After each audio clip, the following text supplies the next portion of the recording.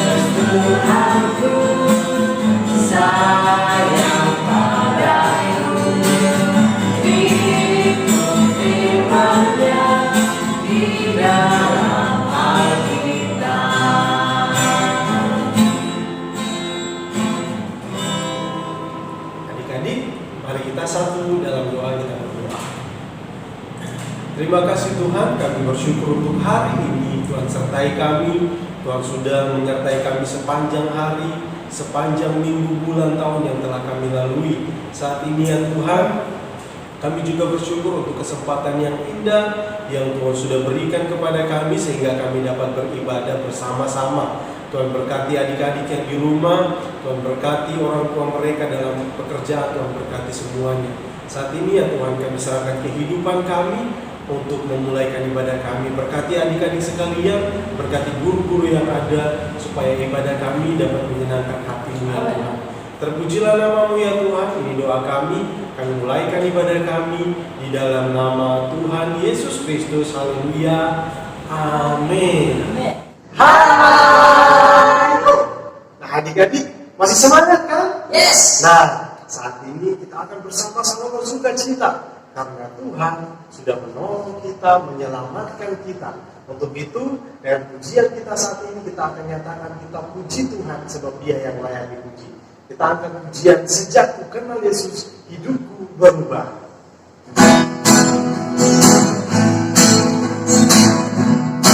Ikuti gerakan tangan dengan ini. Kenal Yesus, hidupku berubah. Karena Yesus cita baru, karena dosaku dihapus dan hidupku digerakkan oleh Yesus. Karena Yesus hidupku baru.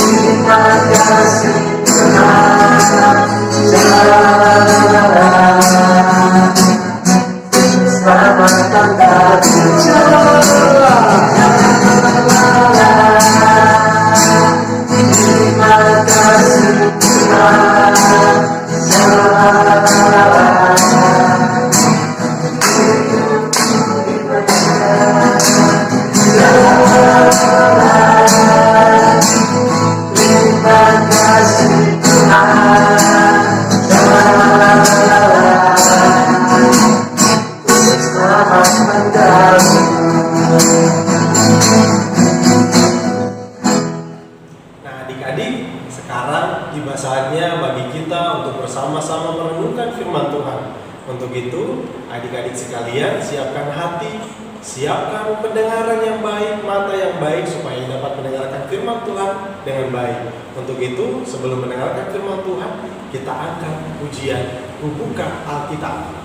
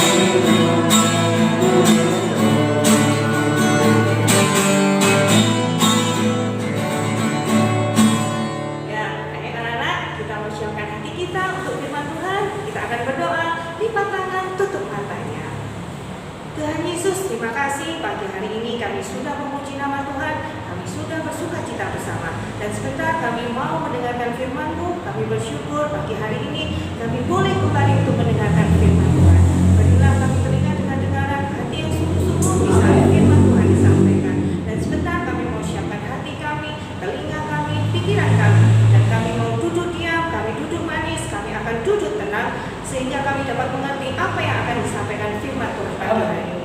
Terima kasih Tuhan Yesus. Kami mau siapkan hati kami untuk firman-Mu pagi hari ini. Berfirmanlah Tuhan. Haleluya. Amin. Selamat pagi anak-anak. Pagi hari ini kita akan mendengar cerita Tuhan Yesus tentang seorang yang melakukan kasih kepada orang lain. Begini ceritanya. Dengarkan baik-baik ya. Pada suatu hari, ada seorang yang berjalan sendirian dari satu kota ke kota yang lain. Di tengah perjalanan, ia dihadang oleh beberapa orang perampok. Perampok-perampok itu mengambil barang-barang yang dibawanya, dan orang itu melawan para perampok itu. Tetapi mereka, para perampok itu, memukulinya sampai tidak berdaya. Kemudian para perampok itu lari dan meninggalkannya begitu saja tergeletak di pinggir jalan. Beberapa saat kemudian lewat seorang bapak yang biasanya mengajar di tempat ibadah. Dia adalah seorang imam. Ketika melihat orang itu di pinggir jalan, ia menjauh dan cepat-cepat pergi dari situ. Tak lama kemudian muncul lagi seorang yang biasa bekerja di tempat ibadah. Ia adalah seorang Lewi. Ketika ia melihat orang yang tergeletak di pinggir jalan, ia juga menghindar darinya dan segera pergi dari situ. Beberapa saat kemudian datang seorang dari sebuah tempat yang disebut Samaria. Biasanya orang-orang yang berasal dari Samaria ini tidak disukai oleh banyak orang.